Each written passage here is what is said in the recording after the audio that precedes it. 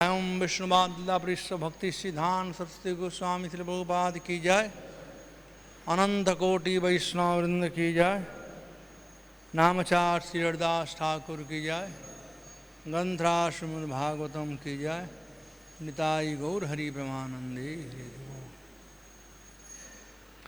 ओम नमो भगवते वासुदेवाय।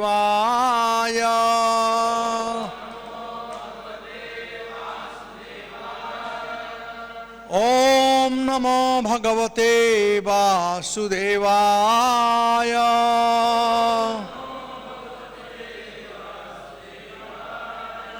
ओम नमो भगवते वासुदेवाय।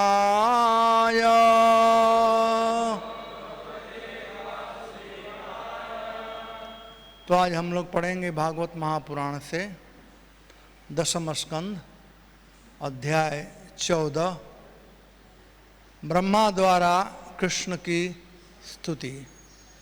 श्लोक संख्या 26।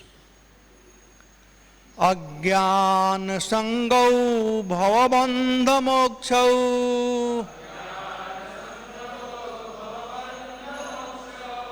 अज्ञान संगै भवबंध मोक्षौ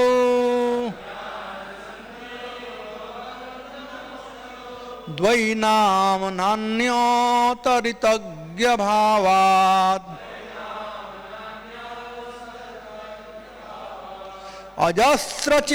अजस्रचित्यात्मनि केवले परे विचार्यमाणे तरणा विवाहनि अज्ञान संगै भवबंध मोक्षौ अज्ञान संगौ भवबंध मोक्षौ द्वैनाम नान्योस्तरितज्ञ भावात् अजस्रचित्यात्मनि केवले परे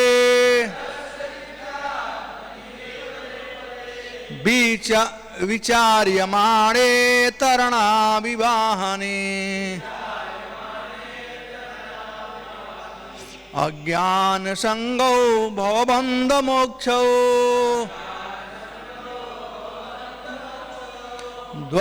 द्वैनाम नान्योस्तरितज्ञ भावात् अजस्रचित्यात्मनि केवले परे विचार्यमाणे तरणा विवाहने।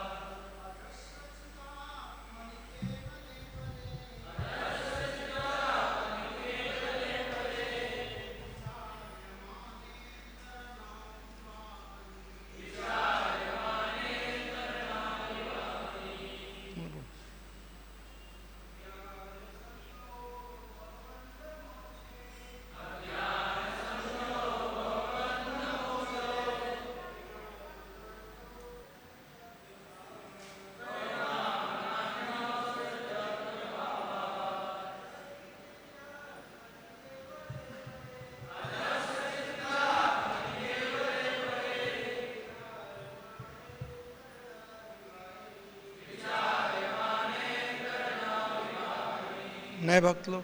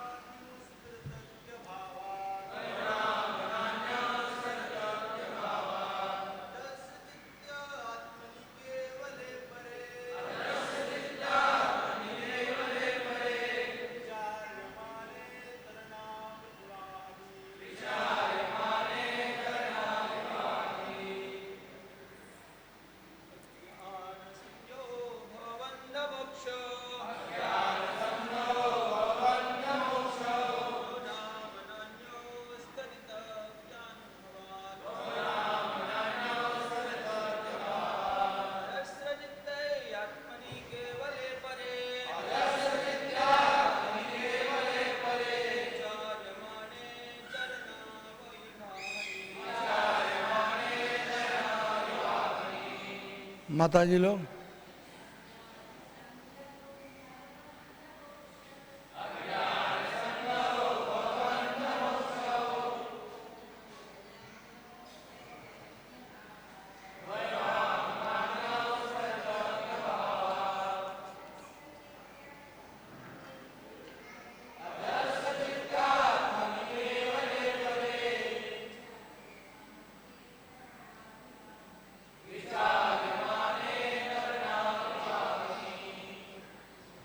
अज्ञान, अज्ञान से प्रकट होने वाली संज्ञो उपाधियां, भवबंध संसार का बंधन, मोक्षौ तथा मुक्ति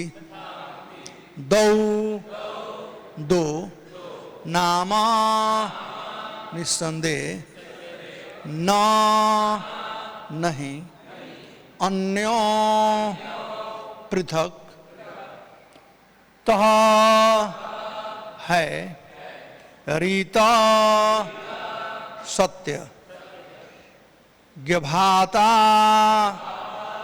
ज्ञभावात ज्ञान से अजस्र चित्ती आवाध चेतना वाला आत्मनि आत्मा केवले पदार्थ से भिन्न परे शुद्ध विचार्यमाणे उचित ढंग से पहचानने पर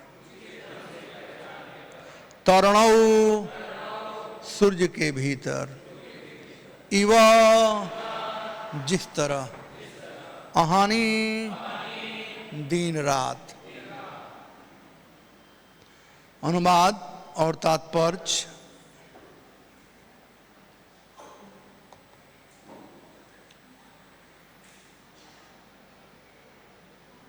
प्रभुपाद जी के द्वारा है। हाँ, अनुवाद तात्पर्य भक्तिवेदांत स्वामी प्रभुपाद का। श्रील प्रभुपाद की जय। नहीं, प्रभुपाद जी के द्वारा नहीं है, हैं? हाँ, पहले लिखा करता था, अब नहीं लिखते हैं क्या?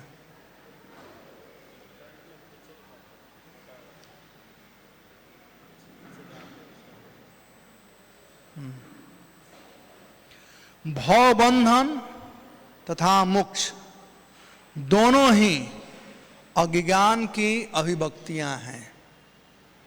सच्चे ज्ञान की सीमा के बाहर होने के कारण इन दोनों का अस्तित्व मिट जाता है। जब मनुष्य ठीक से यह समझ लेता है कि शुद्ध आत्मा पदार्थ से भिन्न है और सदैव पूर्णतया चेतन है, उस समय बंधन तथा मोक्ष का कोई महत्व नहीं रहता। जिस तरह सूर्य के परिप्रेक्ष्य में दिन तथा रात का कोई महत्व नहीं होता है।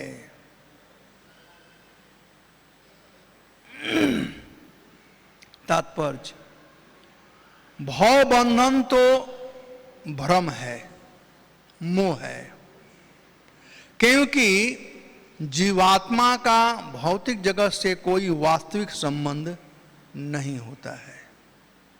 मिथ्याहंकार बस बद्धजीव अपनी पहचान पदार्थ से करने लगता है। इसलिए तथाकथित मोक्ष एक तरह से भ्रम का परित्याग होता है, न कि वास्तविक बंधन से मुक्ति। तो भी यदि हम भौतिक भ्रम के दुख को वास्तविक माने और इस तरह मोक्ष को दुख से सार्थक मुक्ति मान ले, तो भी वास्तविक आध्यात्मिक जीवन की प्राप्ति की तुलना में भौतिक जगत की अनुपस्थिति नगण्य है। अंतोगत्वा कृष्ण भावनामृत या शुद्ध भगवत प्रेम ही महत्वपूर्ण है, सार्थक है और प्रत्येक जीवात्मा का अस्थाई पद है। चूंकि रात्रि का अंधकार सूर्य की अनुपस्थिति के कारण होता है, अतः सूर्य के भीतर रात्रि का अनुभव नहीं हो सकता, नहीं दिन और रात पृथक पृथक लग सकते हैं। इसी तरह शुद्ध जीव के भीतर भौतिक अंधकार नहीं होता, अतः ऐसे अंधकार से मुक्ति का अनुभव भी नहीं होता। जब बद्ध जीव शुद्ध चेतना के इस स्तर को प्राप्त होता है तो वह भगवत धाम में भगवान की संगति करने का पात्र बन जाता है। ओम ज्ञानतिमिरान्धस्य ज्ञानाञ्जनशलाकया चक्षुर्जनिमीलितं येन तस्मै श्रीगुरवे नमः। जय श्री कृष्ण चैतन्य प्रभु नित्यानंद श्री अद्वैत गदाधर शिवासदि गौर भक्तवृंद। हरे कृष्णा कृष्णा कृष्णा हरे हरे राम। तो इसके तात्पर्य में अंत में ये बात जो बताया गया है, जब बद्ध जीव शुद्ध चेतना के इस स्तर को प्राप्त होता है तो वह भगवत धाम में भगवान की संगति करने का पात्र बन जाता है। ये जो श्लोक हैं बड़े ही सैद्धांतिक श्लोक हैं। ब्रह्मा जी भगवान का स्तुति करते हुए हम लोगों के प्रति कृपा कर करके यह बातें बतलाए हैं। ब्रह्मा जी स्वयं एक महाजन हैं और वे ये बात कह रहे हैं कि भव बंधन तथा इससे मुक्ति, ये दोनों जो है अज्ञानता के कारण होता है। ठीक वैसे ही संसार में दुख सुख, ये दुख सुख भी अज्ञानता के चलते जीव इसका अनुभव करता है। इस संसार में सुख है ही नहीं, ये संसार दुख का संसार है। भगवान कहते हैं दुखालयम और शाश्वतम। आजकल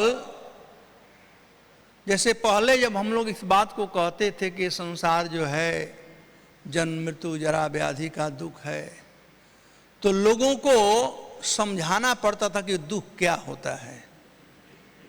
आजकल समझाने की जरूरत नहीं है, सबको मालूम है दुख क्या होता है, लोग समझ जाते हैं। तो कुछ तो समझदार हुए लोग, और वो समझदार कैसे हुए? कोरोना वायरस आया और सब दुख आया तो समझे कि ये दुख होता है, नहीं तो लोग समझते नहीं थे। कोरोना से पहले लोग दुख कम समझते थे पार कर लेंगे, लेकिन कोरोना सब लोगों को असली चेहरा दिखाया है। जो कहते थे कि हम पार कर लेंगे वो भी मास्क लगाकर घूम रहे हैं, चाहे डॉक्टर हो चाहे साइंटिस्ट हो, है ना। तो असली दुख क्या है? सब कुछ पैरालाइज हो गया था, हो गया है अभी भी, हो नहीं गया तो हो गया अभी भी। तो कोरोना मिरर दिखाया कि भाई देख ले, चेहरे पर धूल लगा है और मिरर को हम सफाई करते हैं, क्या फायदा? चेहरा को सफाई करना चाहिए। तो आत्मा में भवबंधन का कारण समाया हुआ है। आत्मा को आनंद चाहिए, लेकिन हम कहीं अन्यत्र ढूंढ रहे हैं। लेकिन जो व्यक्ति कृष्ण भावना भावित हो जाता है, उस व्यक्ति पर इस दुख का कोई प्रभाव नहीं पड़ता है, इस संसार का कोई प्रभाव नहीं पड़ता है। प्रभुपाद जी उदाहरण देते हैं डॉक्टर मैरी का। आपको नाम सुना ना, doctor Mary, doctor typhoid Mary है उसका नाम था, ऐसे कुछ है, टाइफाइड मैरी ना। तो एक बार बहुत टाइफाइड हो गया था, अभी कोरोना हुआ था, तो एक बार बहुत टाइफाइड हो गया था। तो एक स्त्री थी, उसका नाम था मैरी। सब लोग मास्क पहन घूमते थे, टाइफाइड था, बहुत तकलीफ था, लेकिन वो सबके पास जाती थी हालचाल पूछने के लिए, न मास्क पहनती थी, कुछ भी नहीं, उसको कुछ भी नहीं होता था। सब लोग टाइफाइड मर रहे हैं, उसे कुछ भी नहीं हो रहा है। सबसे पूछने जा रहे कैसा हालचाल है, सबको हेल्प करती थी। तो डॉक्टरों को डाउट हो गया कि इसमें क्या कौन सा चीज है। जब डॉक्टरों ने चेक किया तो पता चला कि वो मैरी का पूरा जो शरीर है वो टाइफाइड के जीवाणुओं से भरा पड़ा है, वो साक्षात टाइफाइड है, वो साक्षात टाइफाइड है। तो जहां जाती है लोगों को बांटती रहती है टाइफाइड। तो प्रभुपाद जी कहते हैं वैसे ही हम लोगों को पूर्णतया कृष्ण कॉन्शस हो जाना चाहिए, मैरी जैसा। तो जहां भी जाएंगे क्या बांटेंगे हम लोग? कृष्ण कॉन्शस में बांटेंगे। तो पूर्णतया कृष्ण कॉन्शस होने की जरूरत है, कृष्ण कॉन्शस बांटने के लिए। तो इस संसार का दुख और सुख है क्या? इस संसार में जो सुख है वो सुख नहीं है, दुख के निवृत्ति को ही लोग सुख मानते हैं। बस सुख संसार में कोई देखा ही नहीं आज तक से। भक्त लोग देखे हैं, अन्यथा अन्य कोई सुख की अनुभूति नहीं होती है। सुख की अनुभूति तब होगी जब हम दैहिक बंधन से परे हो जाएंगे। ये सुख जो है वो देह का स्वभाव नहीं है, वह आत्मा का स्वभाव है। आत्मा कैसा है? सच्चित आनंद, सच्चिदानंद आत्मा है, न कि ये देह। तो आज का जो सो कॉल्ड हैप्पीनेस है वो हमारी इंद्रियां परसीव करती है और जीवात्मा इंद्रियों के द्वारा।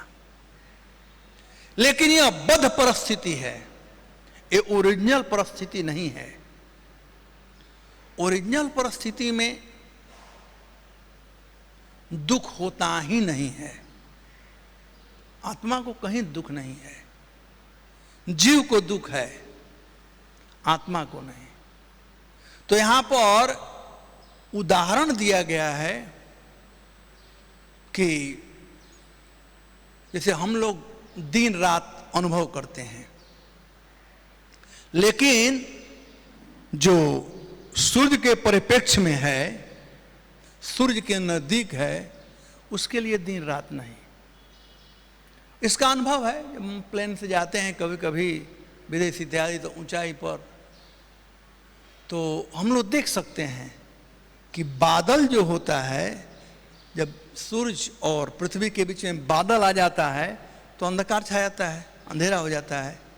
लेकिन जब प्लेन जाता है उधर अंधकार नहीं है, उधर सूरज का प्रकाश है। तो अज्ञानता के चलते, अज्ञानता के बादल छाने के चलते यहां पर अंधकार दिखाई पड़ता है। ये दिन रात जो है ये अज्ञानता है। जो प्रकाश में है, जो सूर्य के परिप्रेक्ष्य में है, उसके लिए यह नहीं है। तरणी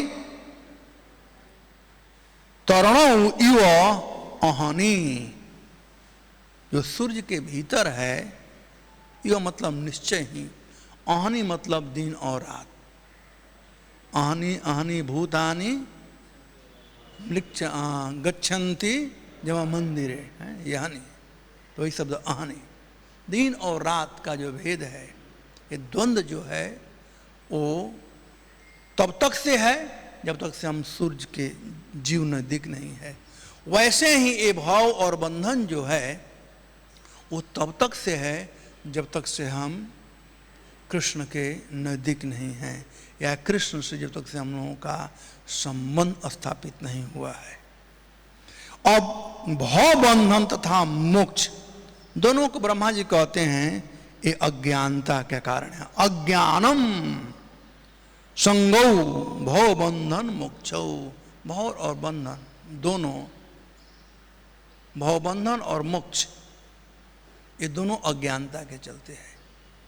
और ये कैसे दोनों होता है, भाव बंधन और भाव से मुक्ति, ये दोनों कैसे होता है? ठीक वैसे ही जैसे हम लोगों का कोई सामान खो गया था और हम प्राप्त कर लिए, तो हम नया चीज क्या प्राप्त किए हैं? अपना ही वस्तु था जो खो गया था, हमें प्राप्त हुआ, हमें नया क्या मिला? भागवतम में बलि महाराज के कथा को आप लोग देखिए। एक इंद्र थे, उनका कुछ खो गया था। क्या खोया हुआ था? उनका सब राज्य खो गया था,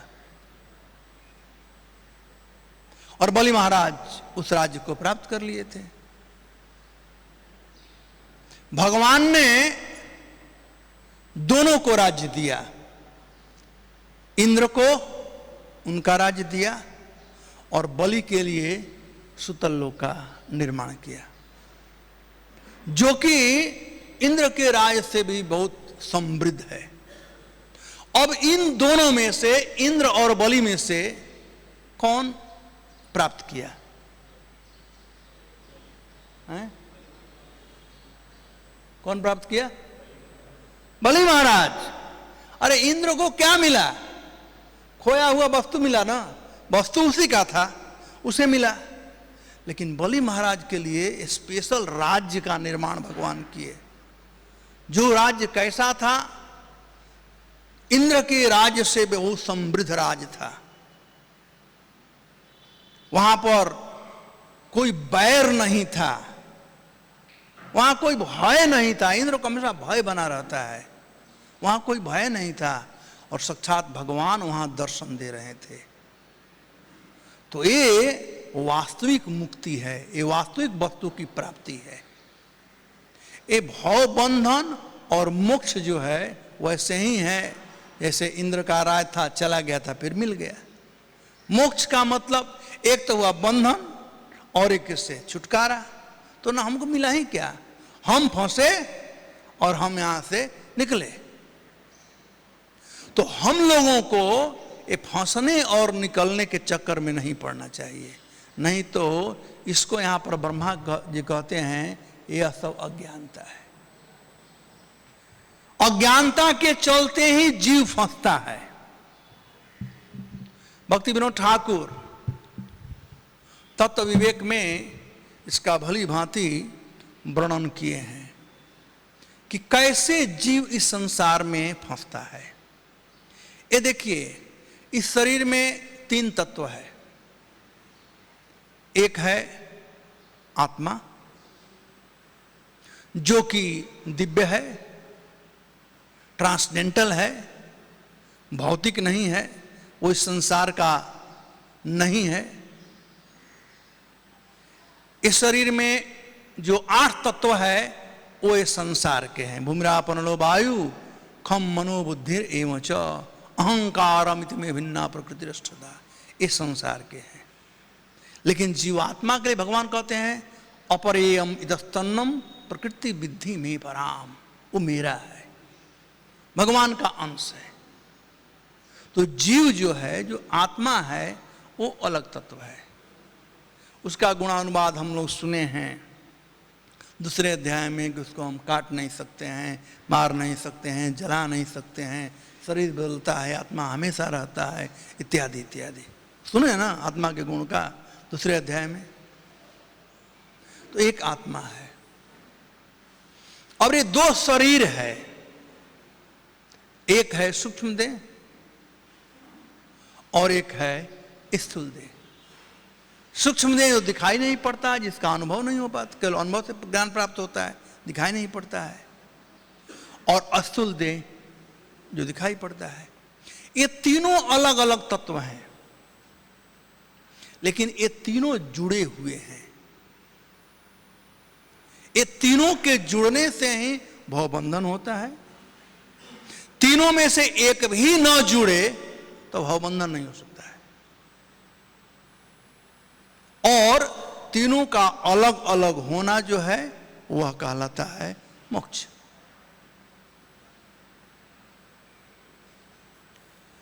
कैसे ये जुड़ते हैं? प्रभुपाद जी उदाहरण दिए हैं कि जो जीव और आत्मा में भेद बताए हैं कि जो पानी है आकाश में है वो शुद्ध है, लेकिन पृथ्वी पर जब गिरता है, धूल कण से मिलता है तो कीचड़ बन जाता है। दोनों पानी है।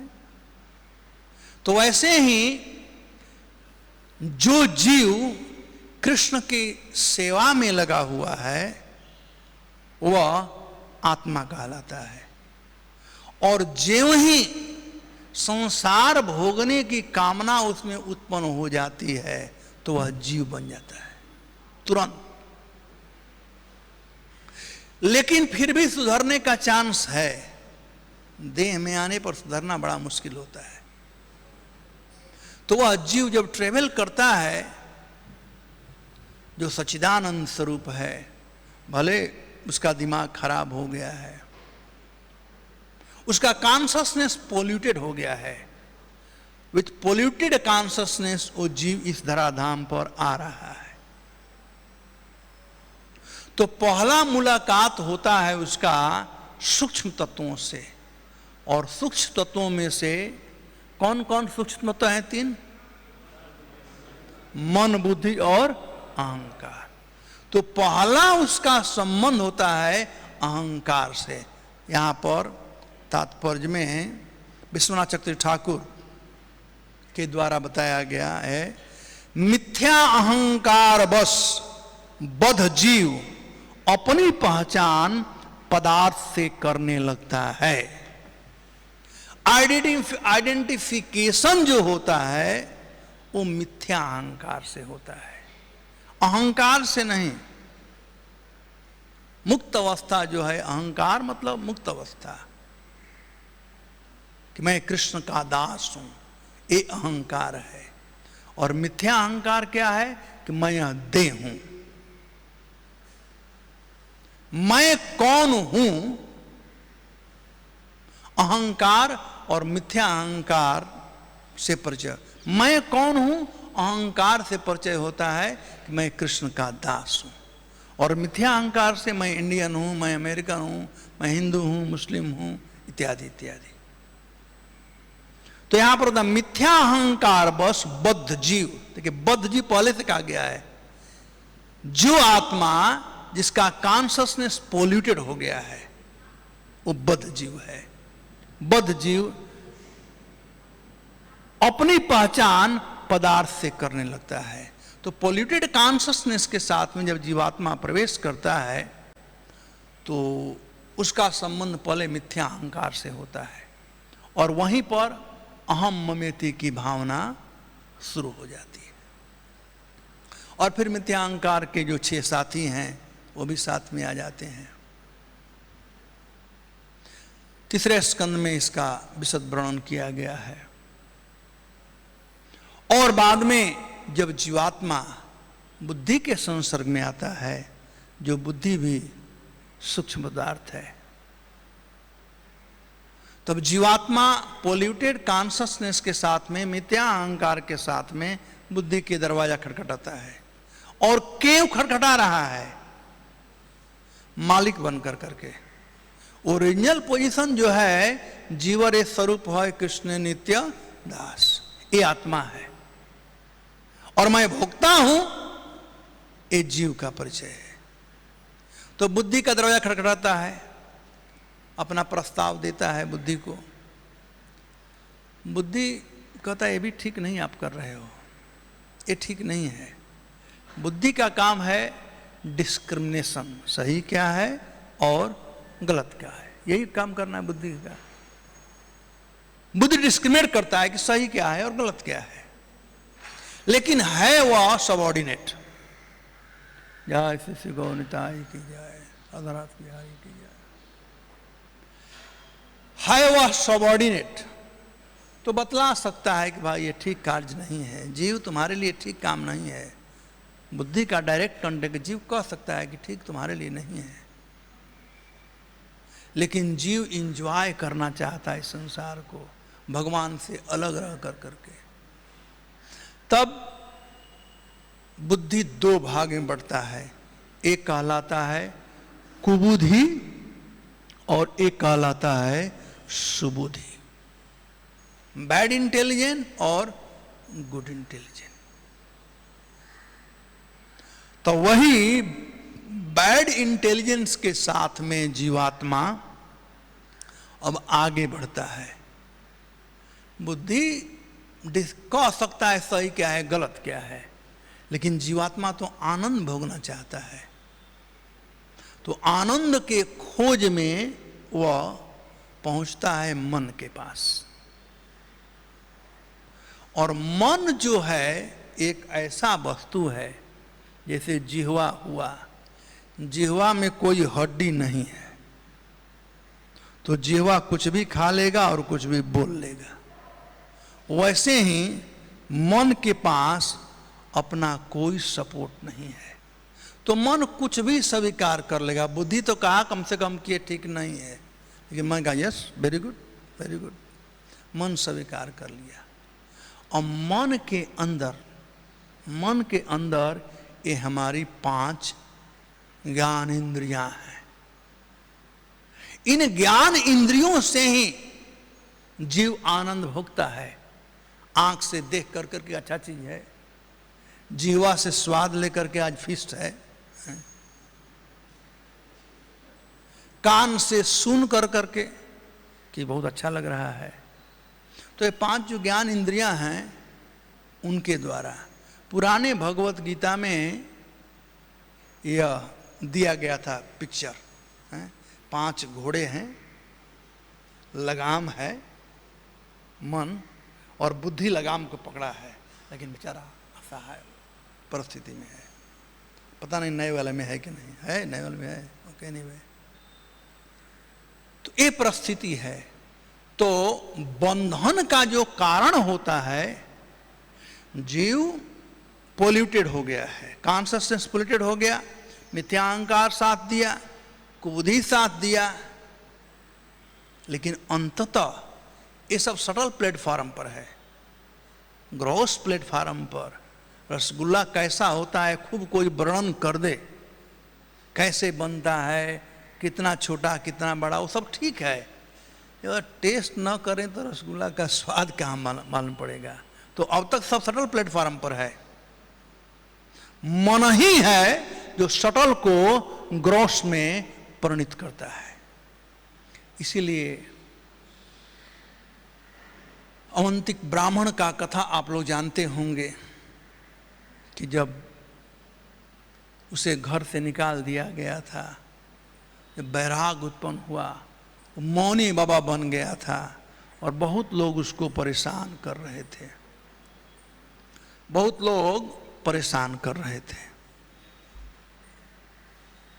तो अंततः बैठ करके नदी किनारे सोच रहा था कि हमारी परेशानी का कारण कौन है। हम लोग भी वही अवंतिक ब्राह्मण हैं। ऐसा नहीं कि वो अवंतिक ब्राह्मण उज्जैन का था, वो अलग था। हम सब वही अवंतिक ब्राह्मण हैं, तितिक्षु जो सफर कर रहे हैं, हम लोग वही हैं।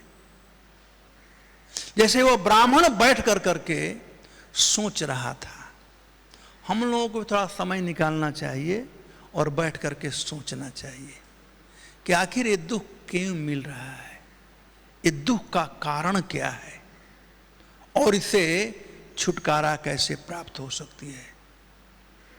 जिसको एक छटाक भी बुद्धि हो उसको यह बात सोचना चाहिए, कम से कम यह बात सोचना चाहिए। और जब इस बात को सोचेंगे तब हम कृष्ण भावना भावित हो सकते हैं। जब तक से इन बातों को हम नहीं सोचेंगे, भूल जाओ कि हम कृष्ण भावना भावित हो सकते हैं।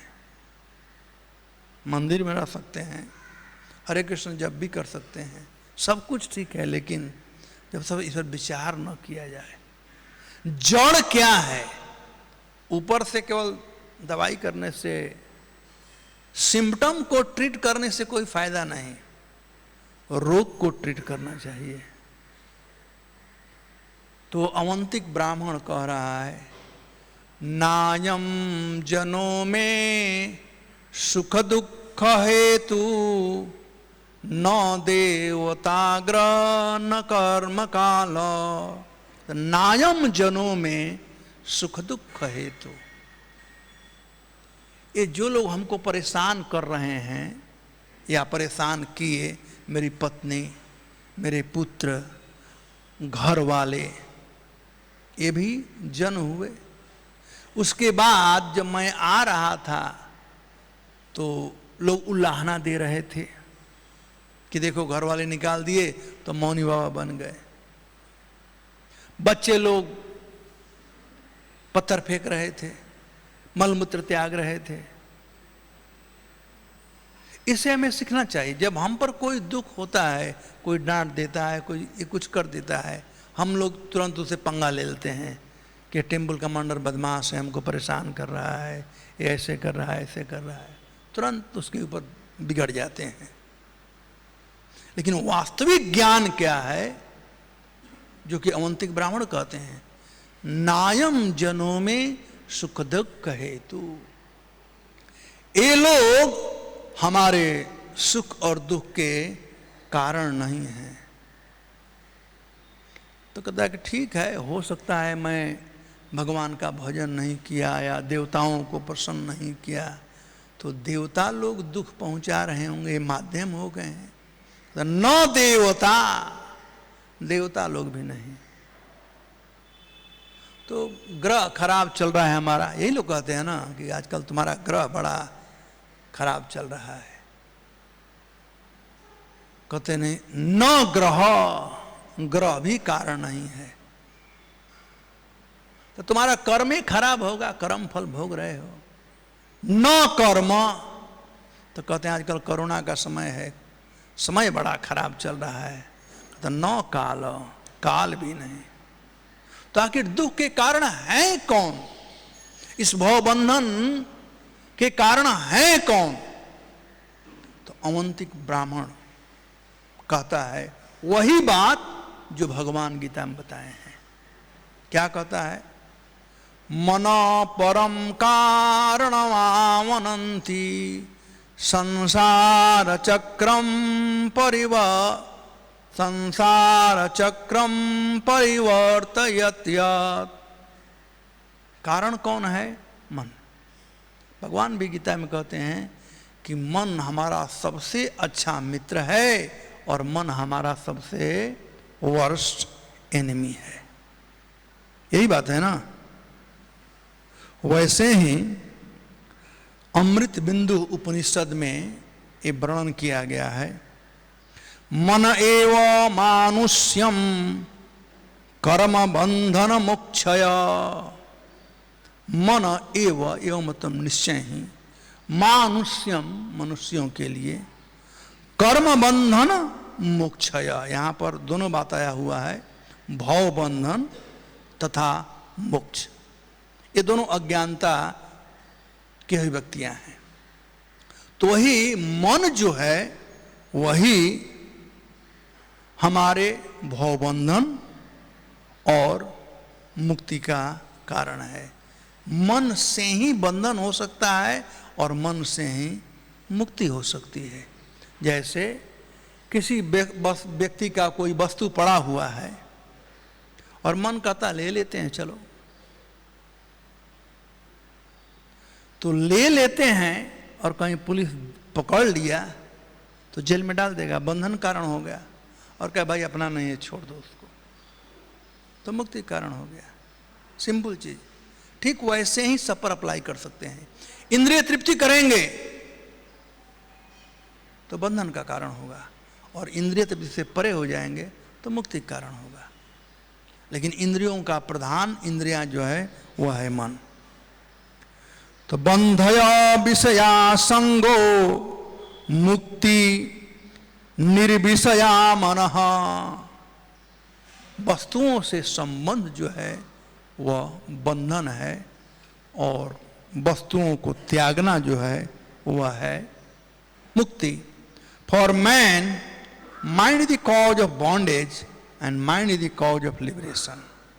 Mind observe in sense object is the cause of bondage, and the mind detached from the sense object is the cause of liberation. तो ये प्रमाणित हुआ कि मन ही वह कारण है। इसीलिए अवंती ब्राह्मण कहते हैं सवई मन। मन एक अन्यत्र वर्णन किया गया है, सवई मना तू सुख दुख है तू। हे प्यारे भैया, मन तू ही है जो हमारे सुख और दुख का कारण है। और यहाँ पर भी अमृत बिंदु उपनिषद में बताया गया ये बात। और अवंती ब्राह्मण भी कहते हैं मनः परम कारणम आमनन्ति। तो अब समझ गए हम लोग कि कारण क्या है बंधन का और मुक्ति का। इन दोनों कारण क्या है? मन है। रोग कहां पर है? मन में है, और सब तो सिम्टम है। जब मन में रोग है तो मन को तंदुरुस्त करना पड़ेगा, मन को ठीक करना पड़ेगा, मन को ठीक करना पड़ेगा। और मन को कैसे ठीक कर सकते हैं? तो 14 इसके पहले 24वां जो श्लोक है उसमें वर्णन किया गया है कि मन को कैसे ठीक कर सकते हैं। गुरु और कलब्धौ, गुरु और कलब्धो निसत सुचक्षुषा एते तरंती यो भवन भवान नृताम बुद्धि। मन कैसे ठीक हो सकता है? गुरु और क। गुरु, गुरु का तुलना अर्क से किया गया है, सूर्य से किया गया है। गुरु कैसे हैं? अर्क के समान है, सूर्य के समान। उम ज्ञानतिमिरान्धस्य ज्ञानांजन शलाकया चक्षुर्जन्मीलितं येन तस्मै श्री गुरुवे। यानी वैष्णवों की संगति, मन को बस में करने का एकमात्र तरीका है वह है वैष्णवों का संगति। कोई कह सकता है कि नाम जप कैसा रहेगा? ये नाम जप सब सेकेंडरी है, प्राइमरी जो है वह साधु संगति है, साधु संग। श्रीपाद जी गोस्वामी इस श्लोक के कमेंट्री में सताम प्रसंगाम ब्रिज संविदो भवंत हृतकर्ण रसायन कथा तज्जो सनादाद अपवर्ग वर्तमनि श्रद्धा रतिम भक्ति अनुकर्मिष्यति। तो जहाँ भक्ति शब्द आया हुआ है उस पर श्री जी गोस्वामी कहते हैं भक्ति का अर्थ है साधु संग। साधु संग होगी तभी भक्ति हो सकती है, साधु संग नहीं होगी तो भक्ति नहीं हो सकती है। साधु संग होगी तभी नाम जप हो सकता है, साधु संग न होगी तो कुछ और जप होगा, कुछ और होगा। तो मन को बस में करने का तरीका है साधुओं की संगति, बस और कुछ तरीका नहीं है। साधुओं की संगति रहेगी, यदि नाम जप न हो तो भी चलेगा, क्योंकि साधु लोग आपके मन को कहीं नहीं कृष्ण में ही लगा कर रखेंगे।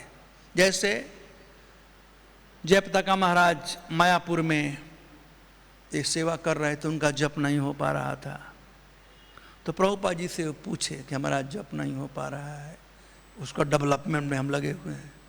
तो प्रभुपाद ने कहा तुम डेवलपमेंट करते रहो, वही तुम्हारा जप है। क्या प्रभुपाद जी नहीं जानते थे कि नाम जप जो है वह मन को शुद्ध करेगा? नाम जप से हम क्या करते हैं? नाम जप में हम प्रार्थना करते, राधा रानी से कहे श्रीमती राधिका मुझको कृष्ण के सेवा में लगाओ। और साधु लोग क्या करते हैं? किस सेवा में लगाते हैं? तो राधा रानी के प्रतिनिधि साधु लोग हैं।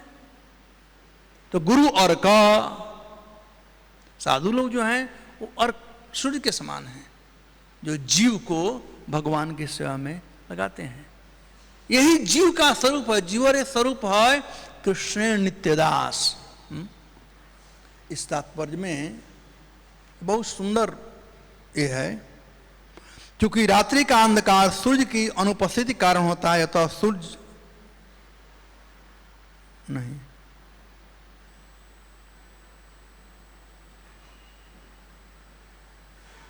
अंतोगत्वा कृष्ण भावनामृत या शुद्ध भगवत प्रेम ही महत्वपूर्ण है, सार्थक है, और प्रत्येक जीवात्मा का यही अस्थाई पद है। यानी कृष्ण का सेवा करना, कृष्ण का सेवा करना।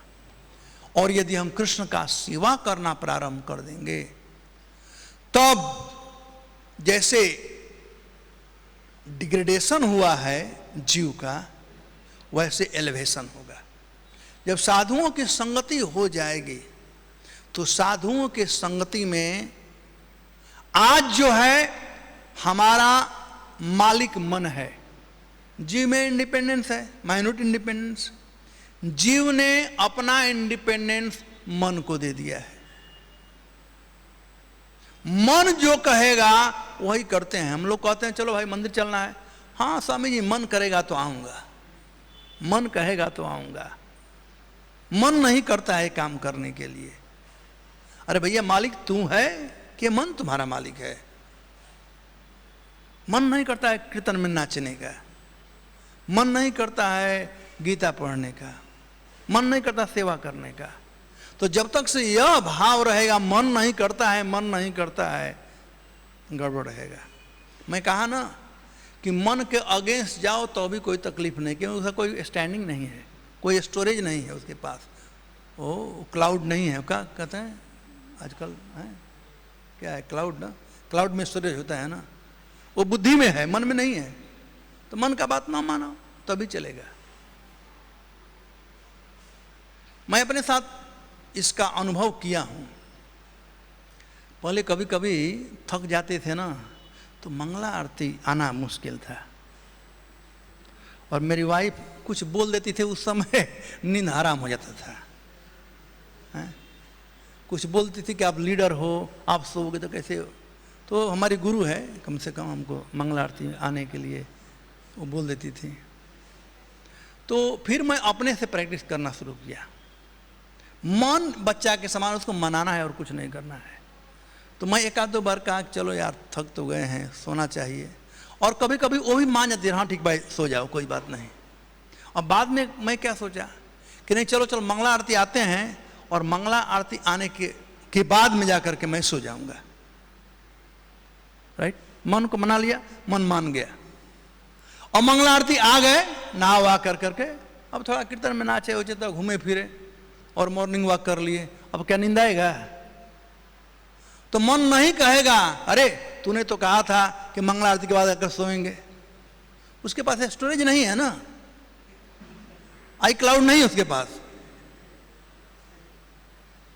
तो मन को हम लोगों को मनाना पड़ेगा, कहना पड़ेगा मन को। और वह कैसे होगा? साधु संग से। जब साधु संग होगा तो मन लग जाएगा। किसी भी रूप में साधु संग रहेगा, जबरदस्ती ही सेवा करा लेंगे, साधु कर लेना चाहिए।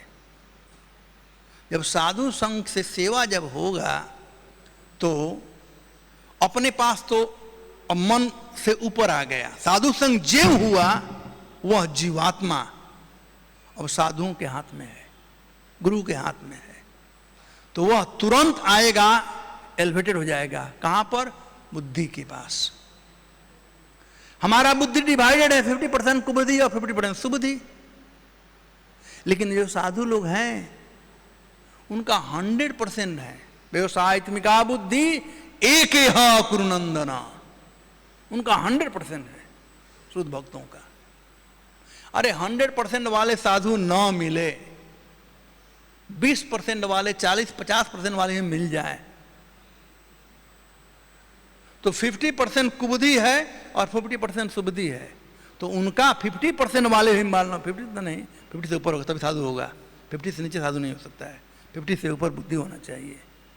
70% वाले भी हैं, 80% वाले हैं, तो उनका 80% और हमारा 50% कितना हो गया? 130% हो गया ना। और कुबुद्धि का पलड़ा कितना है, कितना पर है? 50 पर है, तो ऐसे हो जाएगा ना। और शुद्ध भक्त का यदि संगति हो गया जिसका 100% है, तब तो ऊपर चला जाएगा सीधे। और इस प्रकार से बुद्धि ही एक है जो इस कीचड़ से हम लोगों को बाहर निकाल सकती है, और कोई वस्तु नहीं है। इसीलिए बुद्धि योग को भक्ति योग भी कहा गया है। भगवान भगवत गीता के दूसरे अध्याय में कहते हैं कि अब तक से मैं सांख्य योग का वर्णन किया हूं, अब तुम बुद्धि योग को सुनो। बुद्धि योगम माम सुनो, मुझसे सुनो। और प्रभुपाद तात्पर्य में कहते हैं बुद्धि योग मतलब भक्ति योग। तो वहीं से भक्ति प्रारंभ होती है। अब मन कन्फर्म हो गया कि अब भजन करेगा मन, अब इधर उधर नहीं जाएगा। 150% का करंट है, वो कहाँ से आएगा? तो मन भी भयभीत हो जाता है। मन में भय है, भय बुद्धि में नहीं है। बुद्धि से मन निर्भय होता है। भक्ति से भजहु रे मना श्रीनंदन नंदन अभया चरणारविंद। अभय हो सकता है जब बुद्धि शुद्ध रहेगी तब। और फिर उसके बाद 150% की बुद्धि से जा रहा है तो अहंकार भी, जो मिथ्या अहंकार है, काम क्रोध मोह मत्सर्य लोभ, सब शुद्ध हो जाएंगे। और इस प्रकार से आगे बढ़कर करके जो पोल्यूटेड कॉन्शस है वो प्यूरिफाइड कॉन्शसनेस हो जाएगा। और वैसे परिस्थिति में जो पोल्यूटेड आत्मा है वो प्योर आत्मा हो जाएगा, और वह जो है असली मुक्ति है, वह असली मुक्ति है। तो जब तक से, इसलिए प्रभुपाद जी कहते हैं international society for Krishna consciousness. हमारा कॉन्शसनेस क्या होना चाहिए? कृष्ण कॉन्शसनेस। वो हमारा इम्यूनिटी है, हैं? ऐसे कोरोना में कहते हैं अब इम्यूनिटी बूस्ट रखो, मास्क नहीं पहनोगे तभी चलेगा, ऐसा मैं नहीं कहना चाहता हूँ। इम्यूनिटी बढ़ाओ। इम्यूनिटी रहेगा तो डॉक्टर वो मैरी बन करके रहोगे, टाइफाइड मैरी बन करके रहोगे। इम्यूनिटी बढ़ाओ। किस चीज का इम्यूनिटी? कृष्ण कॉन्शसनेस का इम्यूनिटी। और वो होता है साधु संग से। नहीं तो महाप्रभु क्यों कहते साधु संग सर्वशास्त्र को लो मात्र साधु संगी सर्व सिद्धि है। इतना स्ट्रेस क्यों दिया था साधु संग का? वास्तव में कोई भक्ति करना चाहता है, सही में जो सिंसियर है भक्ति करने के लिए, उसे साधु संग करना चाहिए। अकेले भक्ति नहीं हो सकती है, वो भी कलयुग में। भूल जाओ, सतयुग में थोड़ा आशा था, द्वापर में त्रेता में आशा था, लेकिन कलयुग में बिल्कुल नहीं। International society for Krishna consciousness movement का जो स्थापना किया है गया है, प्रभुपाद जी का एक ही लक्ष्य है, और वह है to give everyone chance to associate with devotees. बस साधु संघ के लिए। तो हम लोग मंदिर के अंदर आ गए हैं, भक्ति कर रहे हैं, लेकिन हम लोगों को प्रयास करना चाहिए साधु संघ करने का। प्रथम साधु संघ है प्रभुपाद जी के ग्रंथों का अध्ययन, प्रभुपाद जी संबंध। और यदि कुछ समझ में नहीं आ रहा है तो वैष्णव से पूछना चाहिए। अरे और नहीं तो आपस में एक दूसरे से पूछो ना। प्रभुपाद जी उदाहरण देते थे कि जब हम छोटे बालक थे, प्रभुपाद जी कहते हैं बालक थे, तो हमारे ननिहाल गए थे, तो सब लोग जाते थे और गांव में चौपाल पर कथा होती थी, लोग कथा सुनते थे, और जो वहां से घर आते थे तो रास्ते में जो कथा क्या हुई है उसका चर्चा करते हुए आते थे। यह साधु संग। वैसे ही अब क्लास होता है, क्लास के बाद मोबाइल देखने के बजाय अच्छा है कि सब लोग आपस में जो समझ में आया ठीक है, नहीं समझ में आया उससे पूछ करके ये बातें करते रहना। अपॉर्चुनिटी है साधु संघ के लिए, सब जगह अपॉर्चुनिटी है। आश्रम में बैठे हैं, कोई सीनियर डिवोटी हैं, वहाँ बैठ कर करके हम लोग हरि कथा सुने या कुछ चर्चा करें आश्रम में, या प्रभुपाद जी ग्रंथों का अध्ययन करें, प्रभुपाद जी का लेक्चर सुने। जितना साधु संग होगा, मन कहां तक भागेगा, कहां तक भागेगा। यदि साधु संग न होगा तो ये आप मान कर रखिए कि यहां पर एक तो है इच्छा शक्ति और एक है प्राण शक्ति। प्राण शक्ति मतलब शरीर में 10 प्रकार के प्राण है ना, तो ये प्राण शक्ति क्षीण होते हैं, लेकिन इच्छा शक्ति क्षीण कभी नहीं होता है, बढ़ते जाता है। ये बुढ़ा से बुढ़ा होगा, जिसको डायबिटीज 500 है, गरम जिलेबी बन रहा हो तो जीभ पर पानी आ जाएगा, कहेगा चलो ये खा लेते हैं, बाद में इंसुलिन एक्स्ट्रा ले लेंगे। इच्छा शक्ति खत्म नहीं होती है। प्रभुपाद जी उदाहरण दिए हैं ना कि वो बुढ़ा व्यक्ति वो बेड पर पड़ा हुआ था, मरने को था, क्या उदाहरण था? हाँ, एक आदमी बोलो ना। हाँ, नहीं, एक और उदाहरण है कि वो जब नर्स आई तो देखने लगा उधर। तो इच्छा शक्ति मरती नहीं है। यदि इच्छा शक्ति को मारना है तो एकमात्र साधन है, वह है साधु संग, बस। क्योंकि इच्छा मन में होती, मन का काम है एक्सेप्टिंग रिजेक्टिंग, इच्छा मन में होती है। और मन को यदि कोई बस में कर सकता है तो साधु लोग। साधुओं का आदेश पालन करो, सेवा करते रहो, साधु सेवा करो, और फिर अपने आप ठीक हो जाएंगे। और एक बार मन चंगा तो कटौती में गंगा, कहते हैं ना लोग। जब मन चंगा होगा तो सर्वत्र भगवान का दर्शन हो जाएगा, सब जगह। विद्या विनय संपन्ने ब्रह्मणी गवि हस्तिनी सुनी चैव सुपाके च पंडिता समदर्शिना। मन चंगा हो गया तो कृष्ण का सर्वत्र दर्शन होगा।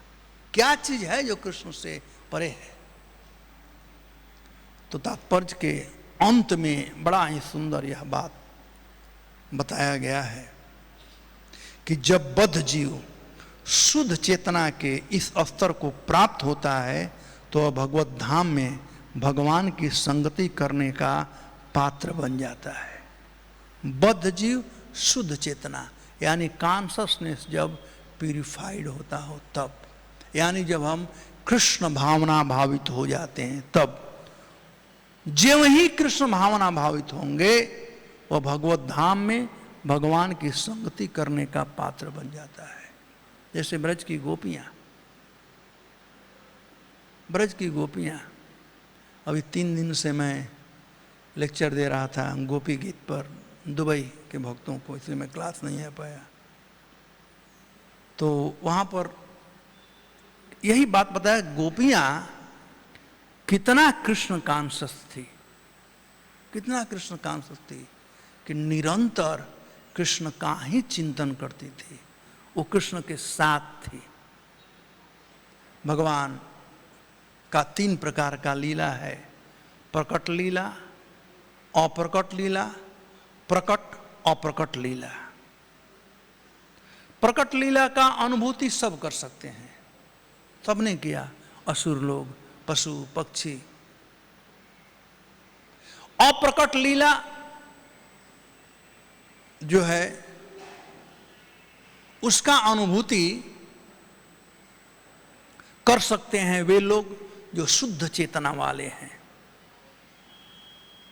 नित्य लीला हम लोग प्रत्येक दिन गाते हैं ना, निकुंजजोनी रतिकेली सिद्धई या लिभिर्जुक्तिरपेक्षणीया तत्राति दाक्ष अतिवल्लभस्य, नहीं, प्रतिक्षण स्वादन लोलुपस्य, ये है अप्रकट लीला। और प्रकटा प्रकट जैसे गोपियां, गोपियां देखने कृष्ण यहीं पर हैं, कृष्ण नहीं है। राधा रानी देखिएगा बादल को, ये तो कृष्ण है। तो प्रकट अप्रकट लीला, इसीलिए गोपियों को श्रेष्ठ कहा गया है। एनीवे, तो भगवत धाम में भगवान की संगति करने का वह पात्र बन जाता है जो शुद्ध चेतना के स्तर को प्राप्त करता है। तो श्रील प्रभुपाद जी हम लोगों को इस सुअवसर दिए हैं शुद्ध चेतना को प्राप्त करने का। प्रचार करें और सुने, सभी भक्तों को चाहिए प्रचार करना। ओके, ठीक है, बात करेंगे। हम लोगों को स्वयं इंस्पेक्टर बनना चाहिए कि हम आज कितना प्रचार किए, कितना संग दिए और संग लिए, ये दोनों चीज। आज लोग बहुत सुनना चाहते हैं, वास्तव में ये उचित समय है प्रचार करने का। पूरा कोरोना काल तो उचित था ही, अभी भी उचित समय है कि लोगों का आंख खुल गया है। अब आपको बताने में तकलीफ नहीं हो कि दुख क्या है, वो लोग समझ गए हैं कि दुख क्या है। सब कुछ पैरालाइज कर दिया था कोरोना। हम अभी 15 दिन उत्तर प्रदेश होकर के आए और देखिए कि लोग सुनना चाहते हैं। पहले हम लोग प्रयागराज गए, उसके बाद कानपुर, कानपुर से हम गए आगरा, वहाँ भी अच्छे लोग सुनना चाहते हैं। 2-3 दिन वृंदावन, उसके बाद अलीगढ़ गए। अलीगढ़ में 3 मंदिर, 2 मंदिर का निर्माण हो रहा है, अभी एक हो गया है। अलीगढ़ से हम गए बरेली, बहुत सुंदर वहाँ पर कमेटी बनाया गया है, करीब 30 लोग हैं और बड़े उत्साहित हैं वे लोग। वो चाहते हैं देव उठावन 81 से मंदिर का निर्माण शुरू कर दिया जाए। तो हमने कहा ठीक है, शुरू करते हैं। तो अलीगढ़ से बरेली, बरेली से गए मुरादाबाद, वहाँ पर नया केंद्र स्थापित किए। बहुत लोग अलीगढ़ में, सॉरी मुरादाबाद में 50% मुसलमान, 50% हिंदू, लेकिन फिर भी लोग सुनना चाहते हैं। फिर वहाँ से हम गाजियाबाद गए, वहाँ भी एक मंदिर है छोटा सा, एक और बड़ा मंदिर बनाना चाहते हैं। फिर कानपुर आए, तो प्रचार हो रहा है डे इन डे आउट। ऐसा प्रभुपाद जी का कृपा है, प्रचार हो रहा है, लोग स्वीकार कर रहे हैं। और ये बिल्कुल समय, उचित समय है प्रचार करने का। तो सभी भक्तों को अब तैयार रहना चाहिए। टाइम पास फॉर एवर, समय बीत गया, हमेशा के लिए बीत जाता है। तो इस समय का हमें सदुपयोग करना चाहिए, प्रचार कर करके लोगों को कृष्ण भावना भावित बना करके, लोगों को संग दे करके, प्रभुपाद जी के ग्रंथों का संग दे करके, ग्रंथ वितरण कर करके। तो जितना संग दिया जा सके, तो संग तब दे सकते हैं जब हम संग लेंगे। जब संग लेंगे तो संग दे सकते हैं। तो प्रभुपाद जी ग्रंथों को पढ़ें और इससे वितरण करें इसका, फिर सब फर्स्ट क्लास होगा। Thank you very much. Hare Krishna. Yes Hanuman जी।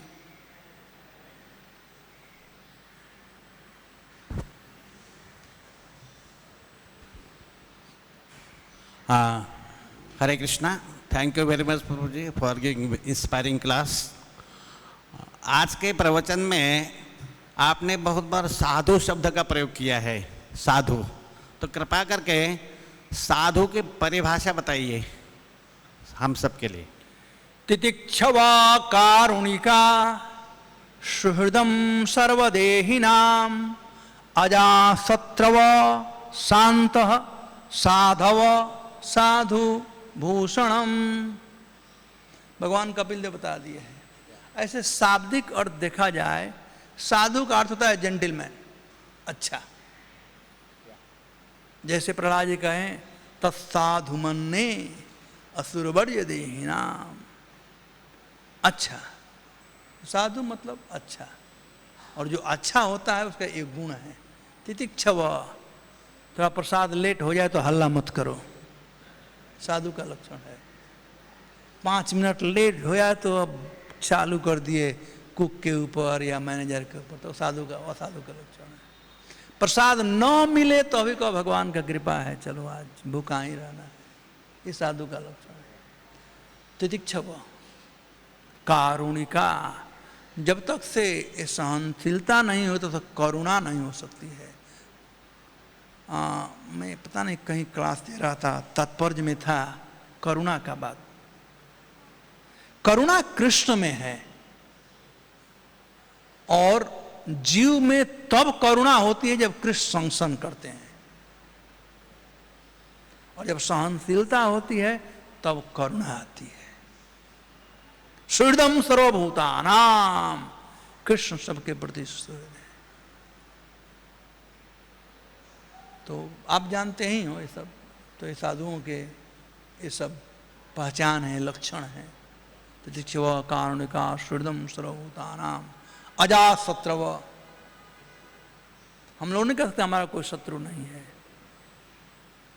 युधिष्ठिर महाराज थे, उनका कोई शत्रु नहीं था, उनको अजासत्रु कहा जाता था। अजासत्रव, शांत, जो सब परिस्थितियों में शांत रहता है, जो जेंटलमैन है, यही सब साधु के आभूषण है। और कोई प्रश्न? तमाल जी।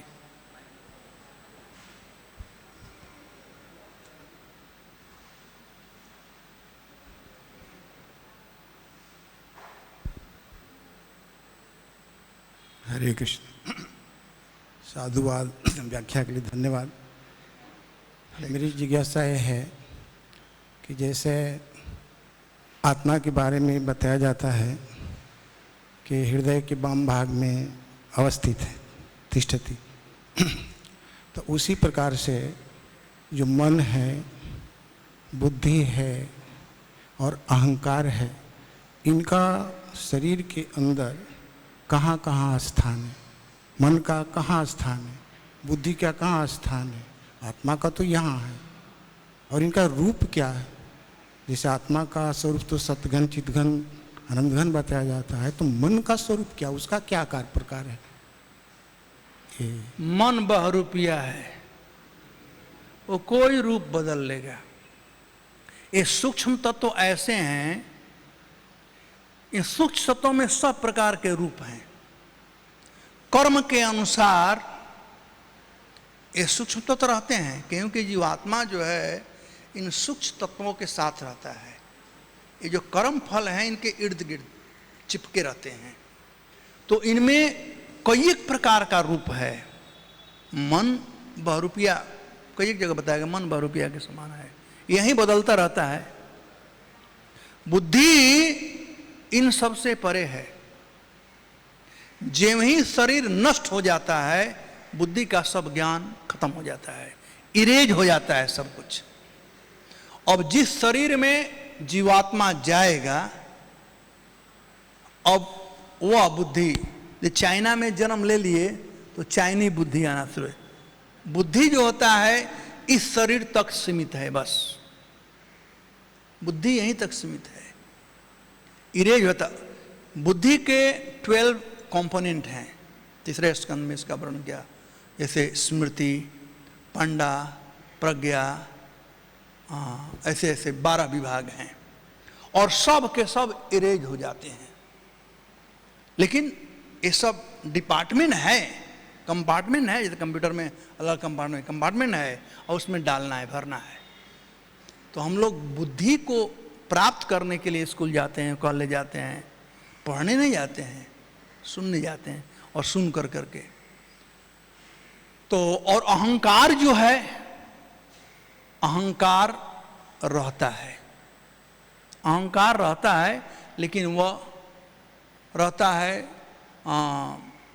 ठोस अवस्था में, इनर्ट अवस्था में रहता है। जैसा जैसा शरीर मिलेगा उसके अनुसार उसका प्रभाव पड़ेगा, लेकिन अहंकार रहता है, क्योंकि अहंकार में ही जो कर्म फल है उसके साथ में है। अब ये कहाँ पर निवास करते हैं? मन इंद्रियों में निवास करता है। जहाँ जहाँ इंद्रियां हैं वहाँ वहाँ मन है। बुद्धि कहते हैं ना तेरा बुद्धि नहीं है, कहते हैं ना, गुस्सा करते हैं ना, सब लोग इंगित करते हैं ना, बुद्धि तुम्हारा कहाँ गया, चाहे कुछ हो गया तो मारते हैं, अरे बुद्धि कहाँ गया। तो बुद्धि जो है हेड में निवास करता है, और वैसे ही अहंकार भी हेड में निवास करता है।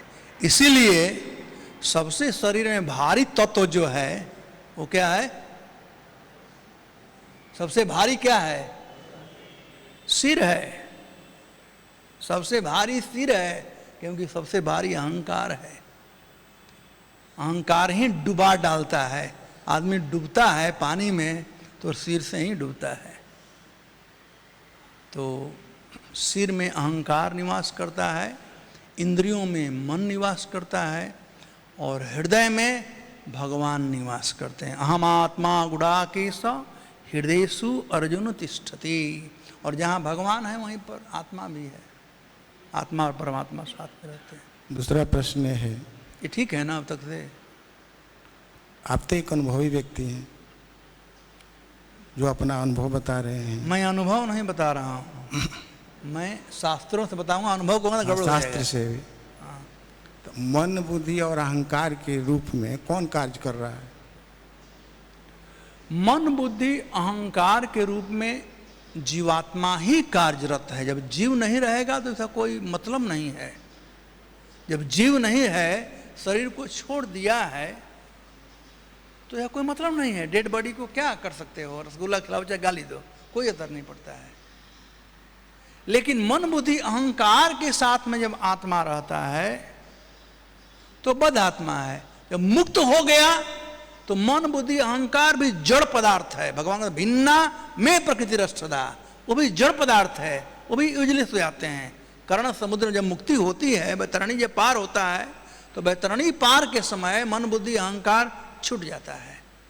तो जब देह छूटता है उसको मृत्यु कहते हैं। जब स्थूल देह छूटता है तो मृत्यु कहलाता है, और सूक्ष्म देह छूटता है वह मुक्ति कहलाता है। तो मुक्ति की अवस्था में मन बुद्धि अहंकार भी बुम ध्वस्त हो जाते हैं, और तब आत्मा, तब जीवात्मा आत्मा शुद्ध परिस्थिति में और भगवत धाम वैकुंठ की तरफ यात्रा करता है। दूसरी जिज्ञासा, जब मन बुद्धि अहंकार के रूप में आत्मा ही कार्य कर रहा है, तो इसका जो रूप है, आकार है, प्रकार है, वो क्या है? किसका? मन का? जीवात्मा का? जीवात्मा का कि मन बुद्धि का? मन बुद्धि का। ऐसा कोई अपना अरूप नहीं है, इस सूक्ष्म तो कोई रूप नहीं है। वो तो कर्म जैसे जैसे जीवात्मा, यदि अभी मनुष्य का देह हम लोग हैं, और यदि मल खाने का मन कर जाता है, मान लो मनुष्य देह में मल खाने का मन कर गया, एक सेकंड के लिए मान लो, तो मल कौन खाता है? सुअर। अब इस देह से तो खा नहीं सकते हैं, तो यही सूक्ष्म देह एक सेकंड के लिए सुअर बन जाएगा। यही सूक्ष्म देह एक सेकंड के लिए सुअर बन जाएगा। यदि आपको प्राइम मिनिस्टर मोदी बनना है एक सेकंड के लिए, तो यही सूक्ष्म देह मोदी बन जाएगा। जो भी करना है, आपको अपना बेडरूम देखकर आना है, तो शरीर तो यहीं पर है ना जी, यही सूक्ष्म देह वहां पहुंच कर देख करके आ जाएगा, बता देगा। भगवान का साइंस बहुत बड़ा है, क्या व्यवस्था भगवान की है। तो ये सूक्ष्म देह इसलिए इसका नाम है सूक्ष्म। इसको देख नहीं सकते हैं, इसकी अनुभूति हो सकती है। तो ये सूक्ष्म देह जो है जीवात्मा के इच्छाओं को पूरा करने वाला है, उन जीवात्मा का जो भगवत विमुख हो गए हैं और उन जीवात्मा का जो भगवत उन्मुख हुए हैं। जैसे हम लोग यहाँ पर हैं, तो यदि कीर्तन में नाचने का मन करे तो शरीर तो इनर्ट है, वो मने नचाएगा हम लोगों को। बुद्धि कहेगा कि ऐसे नाचो, उनको बम्पिंग मत करो, भगवान के सामने पैर मत करो। बुद्धि अपना काम करेगा और इस प्रकार से आत्मा को आनंद की अनुभूति का प्राप्ति कराएगा। तो ये सूक्ष्म देह कोई भी रूप धारण कर सकता है। ओके, और कोई प्रश्न? हरे कृष्ण प्रभु जी, आप बताए साधु संग करने से हमारा हरिनाम प्रति श्रद्धा बढ़ेगा। तो प्रभुपाद जी महाराज जैसा बताते हैं, साधु का 2 प्रकार संग होता है, वाणी संग और बपु संग। तो अभी हम देखते हैं सभी भक्तों के पास मोबाइल है, सेल्फी है, सब कुछ ना कुछ लेक्चर सुन रहे हैं। लेकिन प्रभुपाद जी के टाइम पे भक्तों जैसा उत्साह के साथ सेवा कर रहे थे, ऐसा हम सब करने के बाद भी भक्तों के मन में ऐसा प्रेरणा क्यों नहीं हो रहा है कि हम 1 घंटा सेवा करके बोलते हैं हम बहुत सेवा कर ली, ऐसा मन में क्यों आ रहा है? क्योंकि प्रभुपाद जी के समय मोबाइल नहीं था। अभी मोबाइल में हम चिपके हैं तो सेवा में कहाँ चिपक रहे हैं? हम लोग मोबाइल में चिपके हुए हैं और मोबाइल का ज़्यादा प्राय दुरुपयोग होता है, सदुपयोग बड़ा कम होता है। लेट अस बी फ्रैंक, सब लोग जानते हैं। और आजकल तो ये कौन मोबाइल है, क्या नाम इसका, एंड्रॉयड वाला क्या बोलते हैं, जिसमें सब कुछ आता है। पहले तो बेचारा छोटा था, केवल फ़ोन करने के लिए था, अब सब कुछ आता है। चिपके रहते हैं, हम भी उसी में हैं, अलग नहीं है, चिपके रहते हैं मोबाइल में। तो जब इसमें चिपके तो वहाँ कहाँ चिपक सकते हो? प्रयास करना चाहिए कि इससे परे होकर के प्रभुपाद जी ग्रंथों का अध्ययन करें। कुछ लोग कहते हैं हमारे मोबाइल पर प्रभुपाद जी का पूरा किताब है।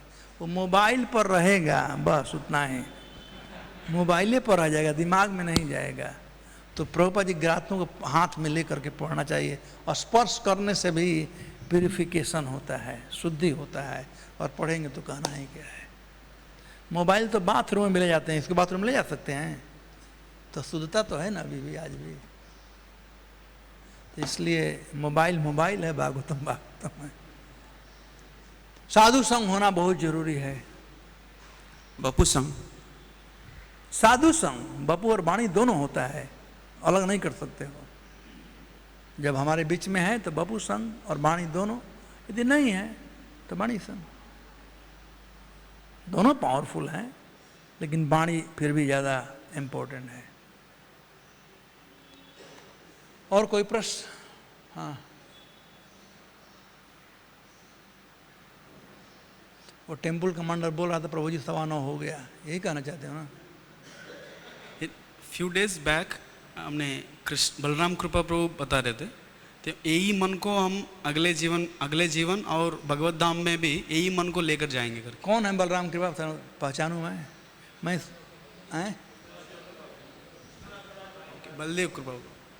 अच्छा, विष्णु का भाई, हाँ वो तो पंडित है। हाँ, क्या बोल रहा था?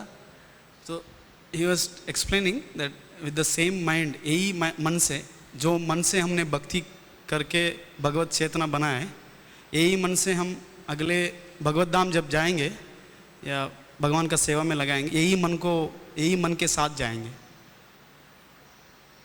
हाँ, बात सही है। जब वैतरणी पार करते समय वो शुद्ध हो गया ना। वैतरणी जैसे लोहा होता है, लोहा में जंग लग गया है, ठीक है ना, जंग लग गया है, आग में उसे खूब गर्म करो, लाल करो, वो झाड़ दो उसको, तो क्या गिरेगा उसमें से?